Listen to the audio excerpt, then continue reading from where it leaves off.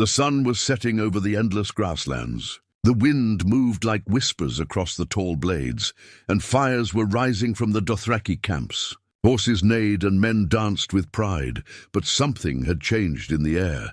Daenerys Stormborn stood at the edge of the camp, her white-blonde hair glowing in the firelight. Her dragons circled in the skies above, Drogon, Rhaegal, and Viserion. Their wings sliced the wind, their cries like thunder. She smiled, proud and strong. But what she didn't know was that behind those cheers, fear was growing. The Dothraki were warriors, but not fools. They had seen many strange things, witches, demons, cursed lands, but nothing frightened them like the dragons. Fire-breathing monsters, the size of houses flying over their heads. It was unnatural, against all the gods they believed in. Some of the Khalasars had started whispering that the dragons were not a gift from the gods, but a curse, that they brought fire and death, that maybe the silver-haired queen was not a mother of dragons, but a witch who brought doom. Jogo, one of her blood riders, came to her one night. He looked restless, like a man carrying a secret he didn't want to speak. "My queen," he said, not meeting her eyes, "the Khalasars speak in silence. They do not trust the fire beasts." Daenerys narrowed her eyes. "They are not beasts," she said calmly. "They are my children." "I know, Khaleesi," he said, bowing slightly, "but not all men believe what you believe. Some fear what they do not understand. Fear can lead to dangerous things." She dismissed it at first. She believed in her destiny. The dragons were her power, her future. But even she noticed the way the Dothraki looked at the skies with worried eyes. Even her trusted riders stepped away when Drogon landed too close. Then came the breaking point. One night, a boy from the camp, no older than 10, was found burned to ash. His body was near the field where Rhaegal had been hunting. The Dothraki gathered, angry and afraid. They claimed the dragon had killed the child. Daenerys tried to explain that dragons don't attack without reason, that maybe the boy wandered too close. But no one listened. Grief and fear had already taken root. That night, a secret meeting was held by the elders of the Khalasars. Not even Daenerys knew it was happening. They spoke in low voices around the fire. "She is cursed," one said. "She brings fire but not peace," said another. "She says they are her children." "But what kind of mother brings monsters into our skies?" A third growled. "We are Dothraki. We ride horses. We do not bow to fire and shadow." So they decided, quietly, swiftly, they would kill the dragons, not openly, not with spears or swords, but with poison. They had seen where the dragons slept at night, near the edge of the camp, where the ground turned black from the fire. They placed poisoned meat where the dragons would feed. It was done in the dark, no names spoken. The next morning the screams echoed across the land. Viserion was the first to fall. He lay on the ground, shaking, his golden eyes dimming. Blood dripped from his mouth. Rhaegal staggered, roaring in confusion. Drogon flew high, calling to his brothers, not understanding what was happening. Daenerys ran, barefoot across the field, her heart pounding. She reached Viserion just as his last breath left his body. "No," she whispered. "No, no, no." She looked up at her people, her Dothraki.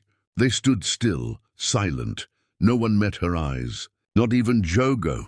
That was the moment she knew. They had killed her children, not the enemies from across the sea. Not the men in black, not the White Walkers, her own people. She stood in the ashes, the wind howling around her, her face marked with tears and fury.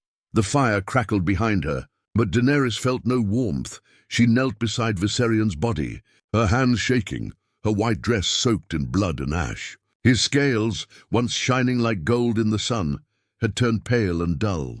His tongue hung from his mouth, blackened. His beautiful wings, torn and twitching, still moved slightly as if trying to take flight again. But he was dead. She wanted to scream, to tear the sky apart, but all she could do was stare at the lifeless body of her child. Drogon flew above, in wide, angry circles. His roars were louder than thunder, shaking the bones of every man below. The Dothraki covered their ears, some fell to their knees. The ground itself trembled. Even the horses panicked, breaking free from ropes and running wild through the camp. But still, no one came forward. No one spoke. They just watched their queen cry over her fallen dragon. Rhaegal lay on his side nearby, still breathing, but barely. His eyes rolled back, his chest rising and falling too fast. Daenerys crawled to him, brushing his neck softly. "You're strong," she whispered. "Stay with me, please," her voice cracked.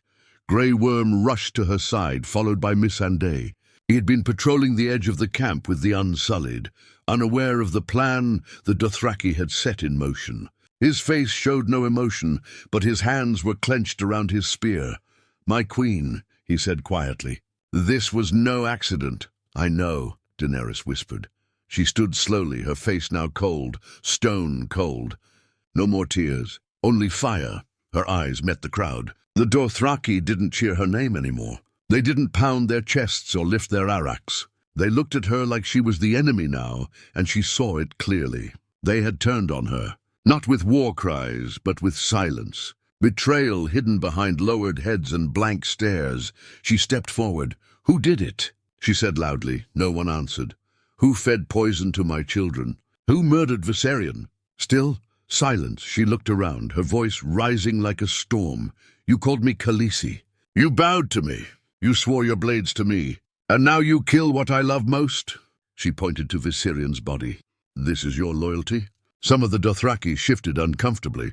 One old Khal stepped forward, not afraid, not respectful, just tired.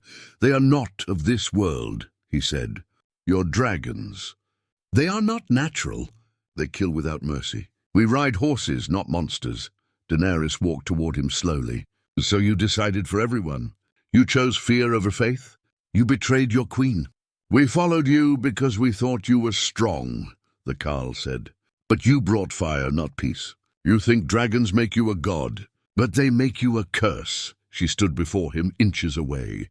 "You fear fire? Let me show you what fear truly means."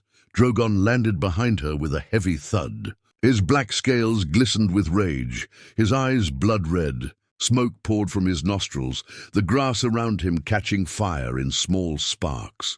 The Khal's face changed for the first time. He was no longer so brave. "You wanted them dead," Daenerys said, voice like ice. "Then face the last one." She stepped aside. Dracarys, Drogon's roar was a scream of pure fury. Flames poured from his mouth, engulfing the old Khal in a pillar of fire. His body vanished in seconds. No time to run, no time to scream. Just ashes blown by the wind. The Dothraki panicked. Some ran, some dropped to their knees. Others screamed and called her a witch. They tried to run to their horses, but the Unsullied had already moved in, blocking paths. Daenerys turned to the crowd again. "You killed one dragon," she said, "but I am still the mother of dragons. And now you will see what happens when fire is betrayed." She looked at Grey Worm. "No mercy. Find out who gave the poison. Burn their tents. Burn their names." Grey Worm nodded once and moved with cold precision. Missandei stood silently, her face pale. "You're changing," she whispered, almost to herself. Daenerys didn't respond. She looked at Viserion's body one last time. "I gave them my trust," she said. "They gave me death. That night the camp turned into a battlefield. Not from war, but from justice, or what Daenerys now called justice. 3 men were caught with poisoned meat in their tents. They were dragged out and brought before her. They didn't beg. They spat on the ground and called her cursed." She nodded at Drogon again. Dracarys. The night sky glowed red with fire, and high above it all, Drogon screamed in pain and fury for his fallen brother. Daenerys watched it all, her heart blackened. Her dreams now burned. She no longer wanted their loyalty. She wanted control. Smoke still lingered in the air days after the flames had died. Blackened tents, scorched earth, and silent nights were all that remained of the Dothraki camp. Where once there had been wild dancing and laughter, now there was only tension, eyes that dared not look up, and whispers spoken far from firelight. Daenerys no longer walked among them like a queen. They saw her now as something else, a creature of fire, a goddess of vengeance, or a monster in human skin. She felt it too. Every step she took was heavier now, not with grief, but with a growing sense of isolation. The death of Viserion had cracked something inside her, and the Dothraki's betrayal had turned that crack into a hollow, growing wider with each hour. Rhaegal was still alive, but barely. He didn't fly anymore. He limped near the cliffside they had moved to, lying under the shade like a wounded lion. Daenerys stayed with him every night, singing softly in Valyrian, brushing his broken scales. But his eyes, once bright emeralds, now looked distant, haunted. Drogon had become fiercer too, more protective. He'd no longer let anyone near Daenerys unless she gave the signal, not even her blood riders. One had made the mistake of touching her shoulder without warning. Drogon's tail had whipped across the dirt so fast the man's horse fell and broke its legs. Daenerys didn't apologize. She barely spoke now, except to Grey Worm or Missandei. And even Missandei had started to look at her with something close to fear. One evening, as the red sun dipped behind the mountains, Daenerys stood atop a hill, looking over the smoking remains of the Dothraki camp. Behind her, Grey Worm approached. "The last Khalasar has left," he said. They rode east. Took what horses they could. She didn't turn to look at him. "Let them run. Let them warn the world what happens when you cross me." Grey Worm hesitated. "And what shall we do now, my queen?" Daenerys closed her eyes. The wind whipped through her silver hair. "We go west, to Westeros. You said we weren't ready." She turned to him slowly.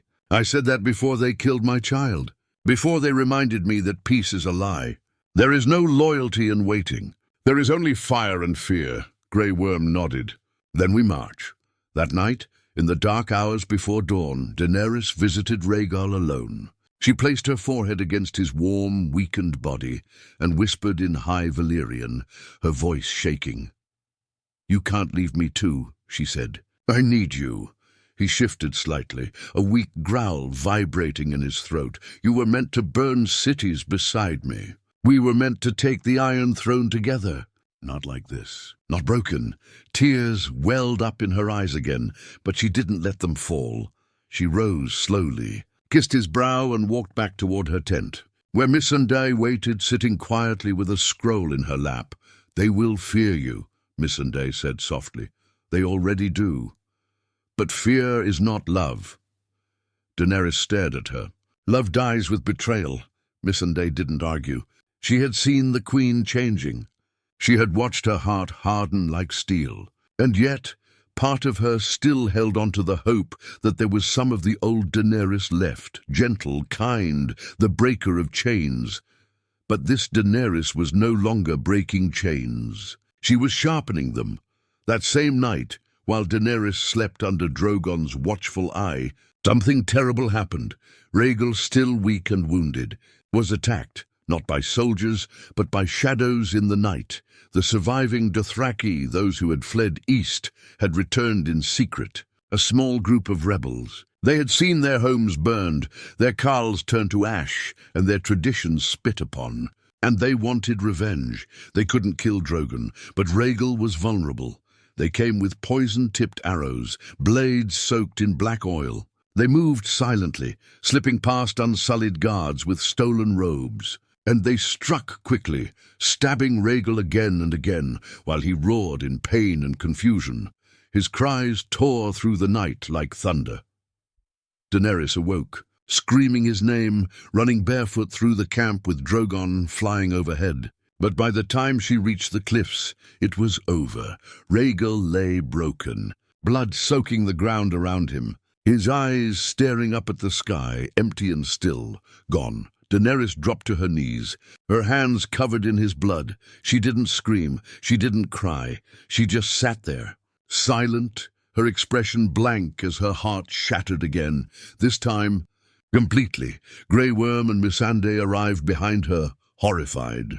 Unsullied guards dragged in 2 of the Dothraki rebels, still breathing, beaten half to death. Daenerys rose slowly. Her voice was so quiet it barely carried in the wind. "No more mercy." She looked at Grey Worm. "Take them, hang them, and when they die, burn them. Leave their ashes to the wind." Then she turned to Missandei, her voice colder than ice. "From this day forward, I am no longer a queen who waits for thrones to fall into her lap." She looked to the western skies. "I will take what is mine." In fire and blood, The sea was rough as Daenerys' fleet cut through the waves like blades. The sails of House Targaryen, black with the red three-headed dragon, flapped violently in the wind. Salt stung the air, but she barely noticed. She stood at the front of the flagship, eyes fixed on the dark outline of Dragonstone rising in the distance. Drogon flew above, his enormous wings sending crashing gusts across the water. The last of her dragons, her last child, and now her weapon. Gone was the dream of uniting Westeros through peace, alliances, and promises of a better world. Those dreams had died alongside Viserion and Rhaegal. What remained in her heart was a quiet, focused rage. Behind her, Missandei wrapped herself tighter in her cloak. Even she couldn't find the warmth that used to radiate from the queen she followed. There was no more softness in Daenerys. Just fire behind cold, silent eyes. When the ships landed, the Unsullied poured onto the rocky beach. Grey Worm stood beside his queen, face as hard as steel. They made no speeches, gave no grand arrival. Dragonstone was empty. Stannis Baratheon had long since abandoned it. Daenerys walked into the dark halls of her ancestors, like a shadow returning home.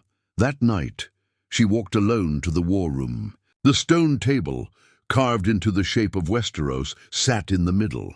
She lit the candles herself and stood staring down at King's Landing. She didn't whisper to herself. She didn't fantasize. She calculated. How many men remain? She asked Grey Worm when he entered. 7,000 unsullied. 2,000 from Essos. The Dothraki. Those who remain have scattered. Daenerys didn't even flinch at the mention of them. They won't matter. I have Drogon. Grey Worm lowered his head. And what of allies in the realm? The North? The Vale? She turned to him slowly. I no longer wait for doors to open. If they wish to kneel, they will. If not. She placed her hand on the carved stone where King's Landing rested. Then I will burn the gates down. Missandei watched from the doorway, unsure whether to speak. But Daenerys noticed. What is it? You once said you didn't want to rule over ashes. Daenerys walked toward her, slow and calm. That was before they burned my heart to ash. Missandei opened her mouth to speak again, but stopped. She saw it in her queen's eyes. This wasn't a woman who could be reasoned with anymore. It wasn't ambition driving her. It was grief, and grief had turned to vengeance. Within days, Daenerys had sent ravens to all corners of Westeros, but they weren't letters asking for support. They were warnings. Bend the knee, or burn. Some laughed, some tore the letters apart, but the smart ones. They packed their things and fled south, and while lords debated behind castle walls, Daenerys moved fast. Her first strike was the Reach. House Tarly had pledged loyalty to the Lannisters. Daenerys didn't give them a second chance. She flew with Drogon above Horn Hill, and in one breath of fire, their fields, grain stores, and banners turned to dust. Randyll Tarly refused to kneel. So did his son, Dickon. They died screaming, bones turned black beneath Drogon's flame. She left the ashes untouched, scattered in the wind as a message. Then she turned her attention to the Westerlands. Lannister mines, once rich with gold, were now abandoned and poorly defended. Her Unsullied struck like lightning. Fortresses fell in hours. Her soldiers no longer fought for glory. They fought for their queen's wrath. By the time word reached King's Landing, fear had already spread faster than fire. Whispers of the Dragon Queen turned into terrified murmurs of the Fire Witch, the mother of monsters. And worse, Cersei Lannister paced her chambers, uneasy for the first time in years. Even she could feel it. Daenerys wasn't just coming for the throne, she was coming to punish. She's unstable, Jaime warned. She's not the same woman we heard about. Something's changed, Cersei laughed bitterly. Good. Maybe we'll finally meet someone who hates this world more than I do. In Dragonstone, Daenerys stood again before the war table. Her forces were ready. Her enemies were scrambling. She could smell their fear across the sea. Missandei approached one final time, softer than before. If you take King's Landing, what happens then? Daenerys didn't answer right away. She looked to the carved tower on the table, the one meant to represent the Red Keep. I will take the throne, she said finally. But I won't sit on it, Missandei blinked. Then why come all this way? Daenerys looked up, her eyes glowing with something between madness and purpose, to end the game forever. King's Landing was choking with fear. Its crowded streets were filled with merchants and peasants whispering of the Dragon Queen's approach. Bells rang more often now, not to celebrate but to warn. Even the Red Keep's high walls looked smaller, like stone toys waiting to be crushed. Cersei stood on the balcony of her chambers, drinking wine. Below her, the city seethed like a living creature, full of noise and panic. She loved it. Fear was power, and she had ruled with it for years. But for the first time she felt a cold hand gripping her spine.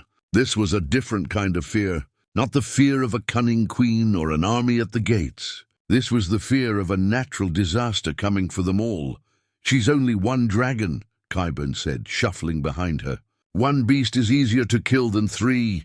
"One beast," Cersei murmured, "but one queen too.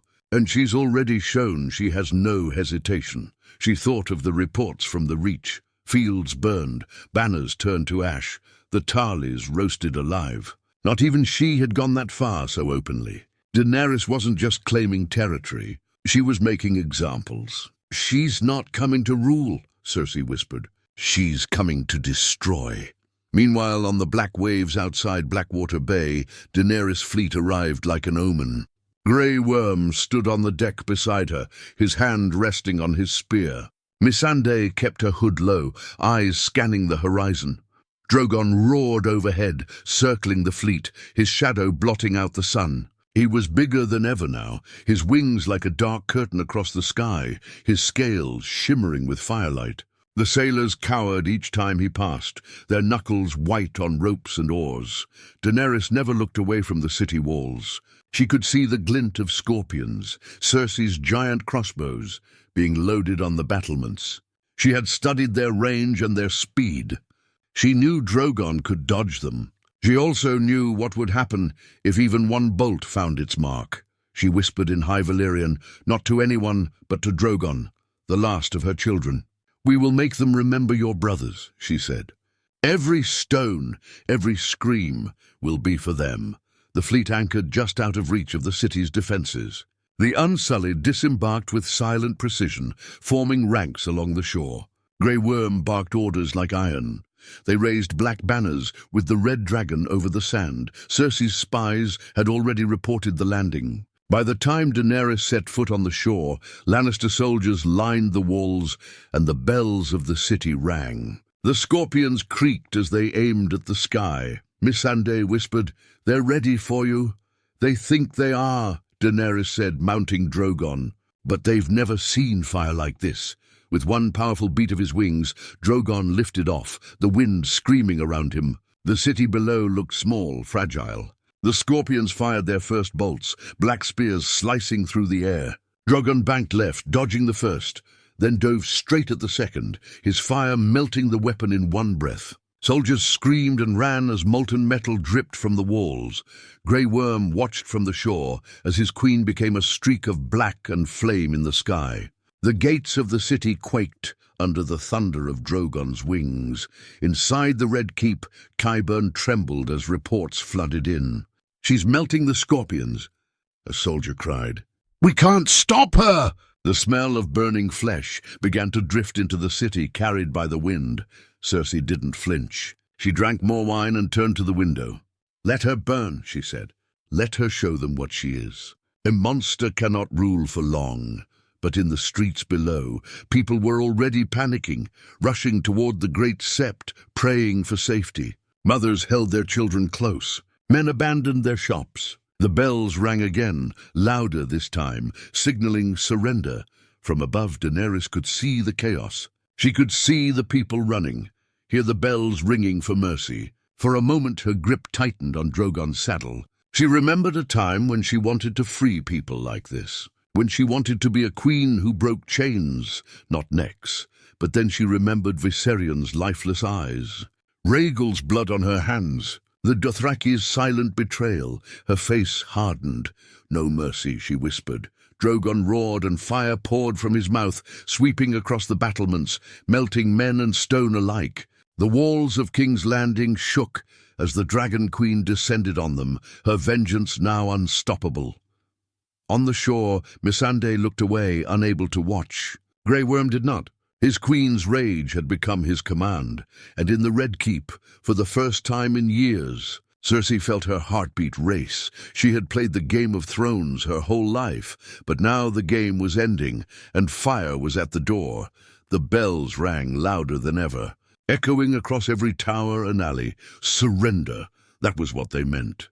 The city had yielded. The defenses were broken. The soldiers were retreating. But the sky didn't listen, and neither did Daenerys Targaryen. She hovered high above the city on Drogon's back, his wings casting long shadows over burning rooftops. Her silver hair whipped in the wind, her eyes fixed on the Red Keep, the very symbol of the throne that had destroyed her family. That had stolen her birthright. That had watched silently as her dragons died, and her heart turned to ash. Below, the people screamed for mercy. They poured into the squares, waving white flags, kneeling in the streets, holding their children up as shields. They cried, "Ring the bells!" "She'll stop!" But Daenerys had already made her choice. The bells were not a promise. They were an insult. A coward's way of pretending they hadn't supported the usurpers, hadn't cheered when her father was stabbed, when her family's name was dragged through the mud. These were the same people who cheered for Robert, who bowed to Joffrey, who watched Sansa Stark be humiliated, who did nothing while tyranny bloomed behind stone walls. They didn't deserve mercy. They deserved to feel what she had felt. "Dracarys," she whispered again, this time not with anger, but with cold, final purpose. Drogon screamed a bone-shattering roar, and the sky lit up. Fire poured down from above like divine punishment. The great sept exploded in a wave of orange and black. Streets turned into rivers of flame. Buildings crumbled, their stones weakened by heat. People ran, but there was nowhere to run. From the ground, Grey Worm and the Unsullied charged, their discipline shattered.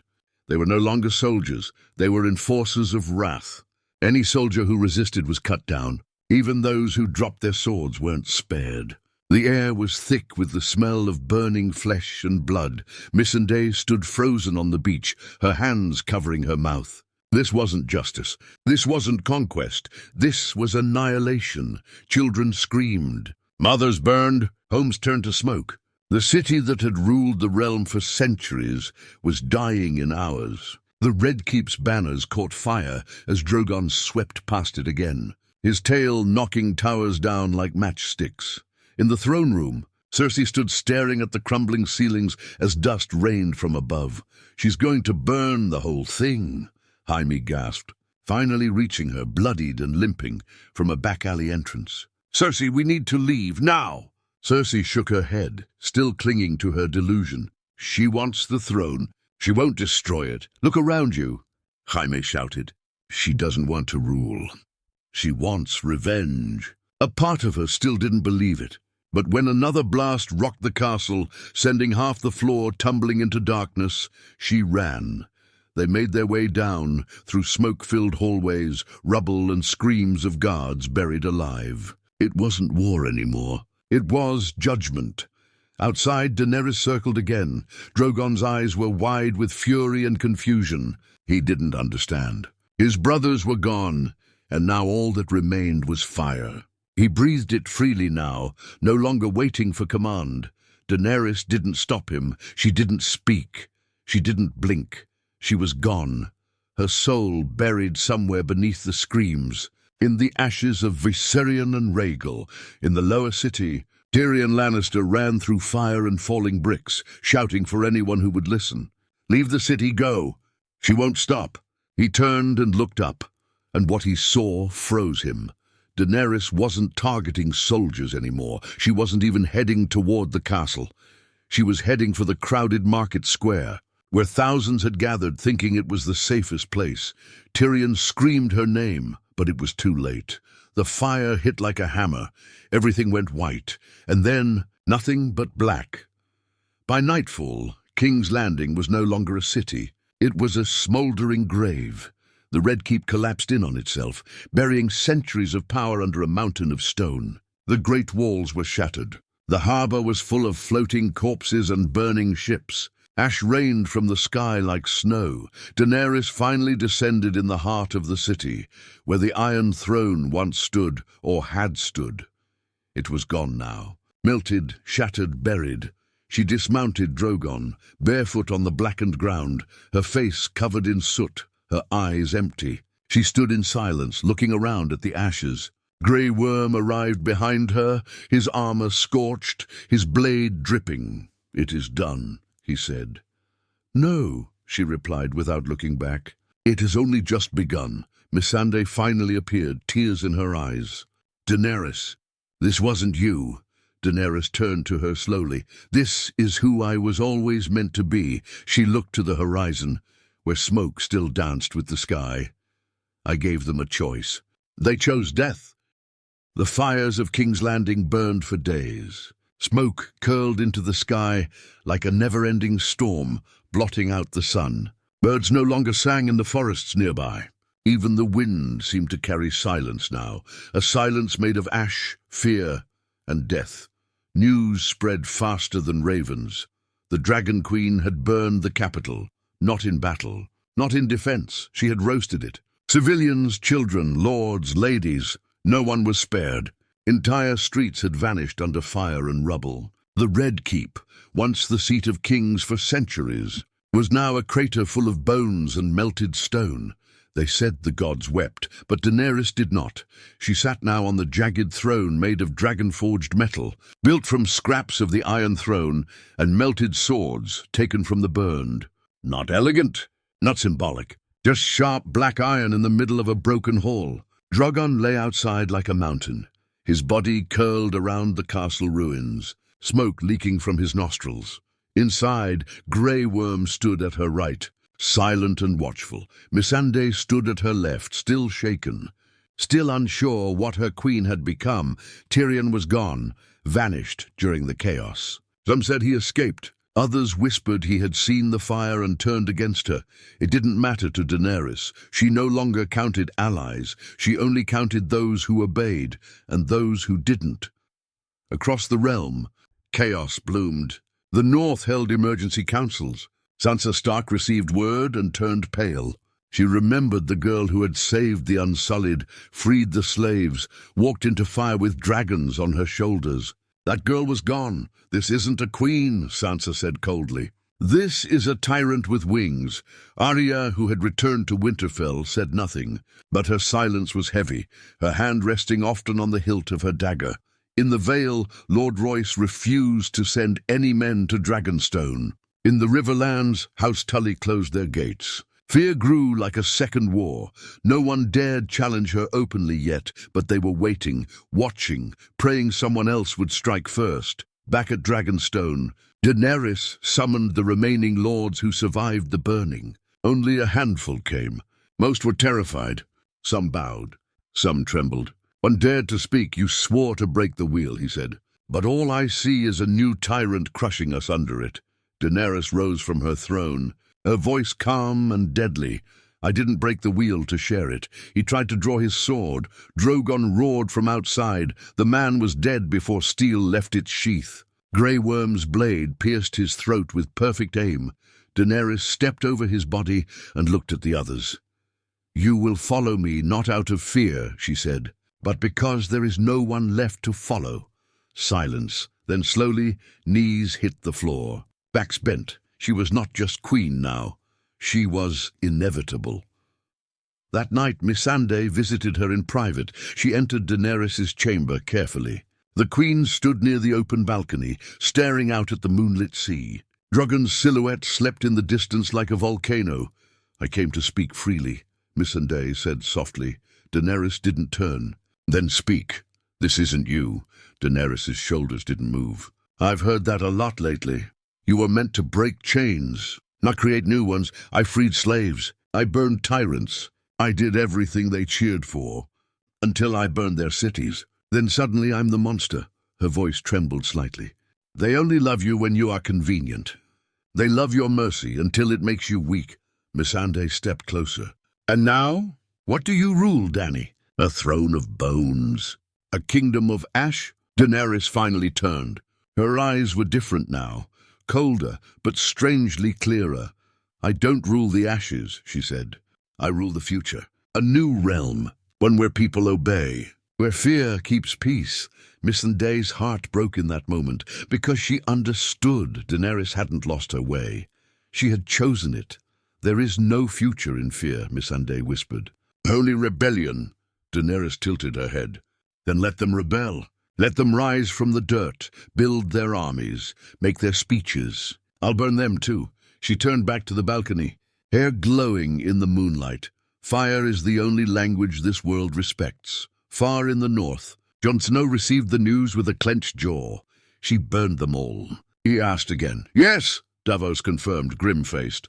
"The entire city, and she sits on melted iron, calling herself the Queen of the World." Jon looked down.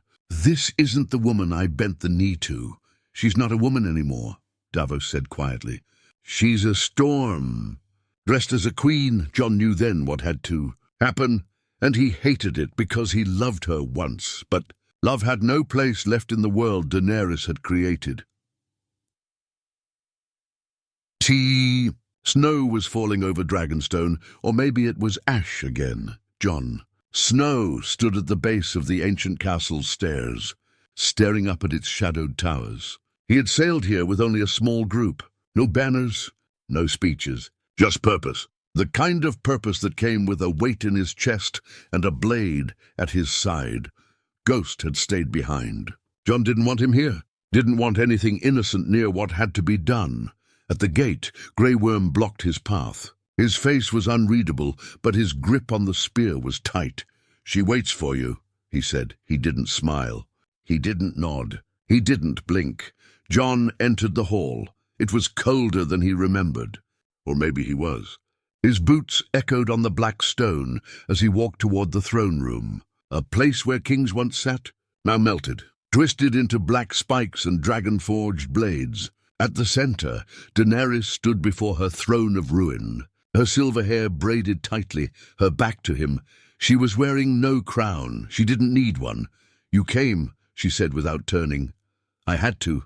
Daenerys turned slowly. Her face was calm, too calm. Jon looked at her, really looked at her. And in that moment he saw everything and nothing. The girl who once freed slaves, who stood in fire with dragons, who smiled when he called her my queen. She was gone. In her place was something colder than winter. "You burned them," he said. "They chose their side. They were children." She didn't flinch. Children grow into men who build thrones on bones. "Better to stop the sickness early." Jon stepped closer. "You were supposed to be different." "I am," she said. "I ended the game. No more Lannisters, no more Baratheons, no more petty lords ruling over dust. I've made a world where obedience is peace. That's not peace. That's fear." Daenerys walked down the steps toward him. "Fear is peace. Fear is order. You know it too, Jon. You've fought too many wars to still believe in mercy." He looked at her for a long time, and it hurt, because some part of him still wanted to believe she could be saved. That the fire hadn't consumed her completely, but deep down he knew better. "You don't want a throne," he said softly. "You want revenge on the world, and I'll have it," she replied. "With or without you." Silence hung between them. He stepped forward, closing the distance. "I love you," he whispered. She reached out and touched his face, eyes softening for a moment. "Then rule beside me." Jon leaned in. Their foreheads touched, then their lips. It was soft, bittersweet, the kind of kiss that comes before a storm. Her eyes were closed when he whispered, "I'm sorry." She opened them just as the blade slid between her ribs, a sharp gasp, a flash of pain. Her hands clutched his chest, not in love, but confusion, shock. Her mouth opened to speak, but no words came. Just blood. He held her tightly as she sank to her knees. "I didn't want this," he choked. "I never wanted this." She looked up at him, eyes wide, searching for something that wasn't there anymore, and then they dimmed. Daenerys Targaryen, the Stormborn, the breaker of chains, the mother of dragons, the queen of ashes, fell silent. Jon lowered her body to the stone floor, shaking. Behind them, Drogon landed with a crash that shook the mountain. The beast roared when he saw her. He stepped forward, head nudging her body. Soft growls turned to guttural howls of grief. Jon stood still. He expected death, but Drogon didn't burn him. Instead, the great dragon screamed into the sky and with one breath melted the throne she had died for, turning it into a puddle of steaming iron. Then, with her body held in his claws, Drogon took off into the grey sky. Disappearing into cloud and snow, he didn't return. He had lost all his kin, all his fire, all his love, and the world below wasn't his anymore.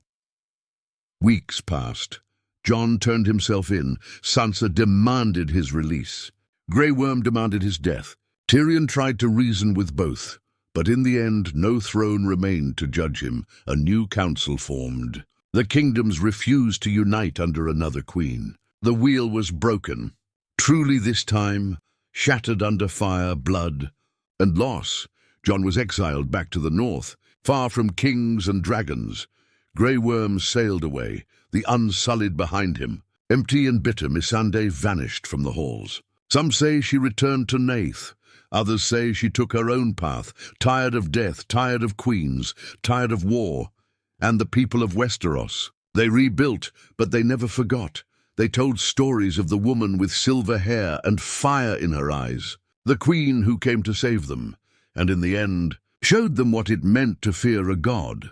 Some called her a tyrant, others a martyr, but all agreed on one thing. The Dragon Queen did not come to rule. She came to end everything.